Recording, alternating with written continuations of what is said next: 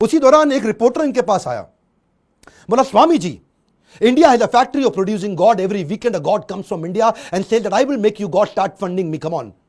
तो स्वामी जी हैरान हो गए, बोला Swami ji, are you also God? क्या स्वामी जी तुम भी भगवान हो? तो प्रभुपाद ने बोला नहीं नहीं, मैं भगवान नहीं हूं, मैं भगवान का नौकर हूं। तो वो हैरान हो गया, पहली बार कोई ऐसा व्यक्ति आया हिंदुस्तान से जो बोला मैं भगवान नहीं हूं, भगवान का नौकर हूं। तो प्रभुपाद ने बोला नहीं, मुझसे गलती हो गई, मैं भगवान का नौकर भी नहीं हूं, मैं भगवान का नौकर बनने का प्रयास कर रहा हूं। I am always servant of God, but it is for you to recognize. सारे अमेरिका के अंदर अखबारों में छप गया कि पहली बारी कोई ऐसा इंडियन आया जो बताता है I am trying to become servant of God, I am not God. उन्हीं दिनों हेनरी फोर्ड के पोते एल्फ्रेड फोर्ड इनसे मिलने के लिए आए। हेनरी फोर्ड का नाम बहुत हुआ करता था पृथ्वी के अंदर, प्रभुपाद कम बोलते थे, लिमिटेड बोलते थे।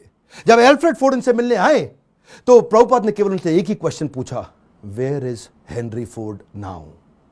अब हेनरी फोर्ड जीवित नहीं थे, बस केवल उनकी आंखों में आंख डाल के प्रश्न पूछा।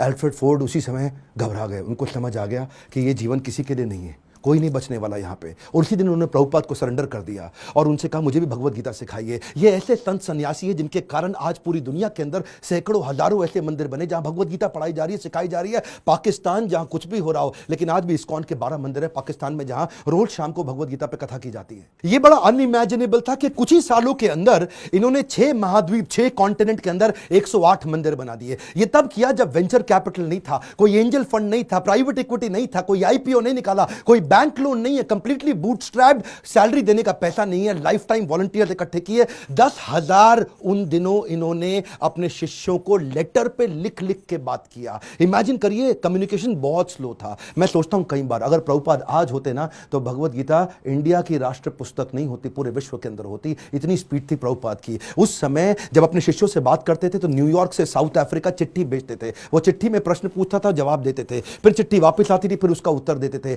इमेजिन करिए 10,000 ऐसे लेटर लिखे इन्होंने, कितना समय की कमी रहा होगा। इनके इतने सारे philosophical issues, managerial issues, personal issues, professional issues, सब पे गाइड किया करते थे। व्हाट्सएप नहीं था, कम्युनिकेशन नहीं था, वहां पे फ्लाइट तेज नहीं जाती थी। बावजूद उसके इन्होंने 12 साल के अंदर 15 बार पूरी पृथ्वी का भ्रमण किया। एक बात समझिए, sales is not about selling, it is about building trust in education. Building trust in education. विश्वास बढ़ाओ, एजुकेट करो, विश्वास बढ़ाओ, एजुकेट करो। दुनिया भर में इतना विश्वास बढ़ा दिया, एजुकेशन बढ़ा दिया भगवत गीता के बारे में कि बीटल्स जो उस समय बहुत फेमस हुआ करता था, बीटल्स के जॉर्ज हैरिसन ने अपना 70 एकड़ का फार्म वॉटफोर्ड में लंदन के नजदीक इनको डोनेट कर दिया। वो उनका शिष्य बन गया और अपने रॉकस्टार गानों के साथ साथ कीर्तन करने लग गया, हरे कृष्णा। उन्हीं दिनों प्रभुपाद जी साथ साथ इतनी किताबें लिखना चाहते थे, जानते थे मैं बूढ़ा हो गया हूं, सारी चीजें लिख के चला जाऊं ताकि लोग उसको आसानी से फॉलो कर सकें। उन्होंने खुद से लिखना बंद कर दिया, डिक्टाफोन ले लिया।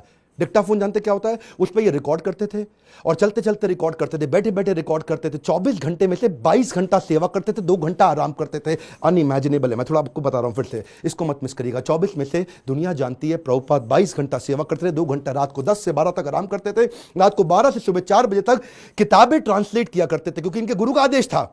किताबें ट्रांसलेट कर करके रिकॉर्ड करते थे, उसको जानते थे मैं लिखूंगा, टाइप करूंगा, टाइम लगेगा। शिष्यों को बोलते थे तुम रिकॉर्डिंग को सुनो, उसको टाइप करो। उसी समय टेक्नोलॉजी का इस्तेमाल करते थे। डिक्टाफोन के बाद माइक्रोफोन आया, माइक्रोफोन पे करने लगे। सुबह की साधना करते, मंदिर में मंगल आरती करने के बाद, जब करने के बाद जब बाहर वॉक करने निकलते, 1 घंटा वॉक करते, शिष्य को साथ में लेते, उस समय फिर से ट्रांसलेट करते। शिष्य माइक पकड़ के चलते रहते, ये मॉर्निंग वॉक पे फिर से ट्रांसलेट करते। जानते थे इनके पास समय कम था।